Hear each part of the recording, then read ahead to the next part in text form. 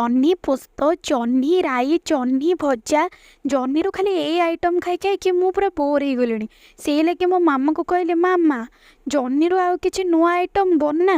ସେଇଠୁ ମୋ ମାମା କହିଲା, ଆଚ୍ଛା ତାହେଲେ ଜହ୍ନି ଆଳୁ ଚଡ଼ଚଡ଼ି ଆଜି ବନେଇବା। ତ ନାଁଟା ଶୁଣିକି ମୋତେ ପୁରା ଇଣ୍ଟରେଷ୍ଟିଂ ଲାଗିଲା। ସେଇଠୁ ମୁଁ କହିଲି, ଆଚ୍ଛା ଚାଲ ତାହେଲେ ଲାଗି ପଡ଼ ଜହ୍ନି ଆଳୁ ଚଡ଼ଚଡ଼ି ବନେଇବାରେ। ମୋ ମାମା କ'ଣ କଲା ନା, ଜହ୍ନିକୁ ଆଳୁକୁ କାଟିକି ରଖିଦେଲା, ତାପରେ ପିଆଜ ଆଉ ଟମାଟୋକୁ କାଟିକି ରଖିଦେଲା। ତାପରେ ଗୋଟେ କଡ଼େଇରେ ତେଲ ଟିକେ ନେଇକି ତାକୁ ସେଥିରେ ପିଆଜ ପକେଇକି କିଛି ସମୟ ପାଇଁ ଭାଜିଦେଲା।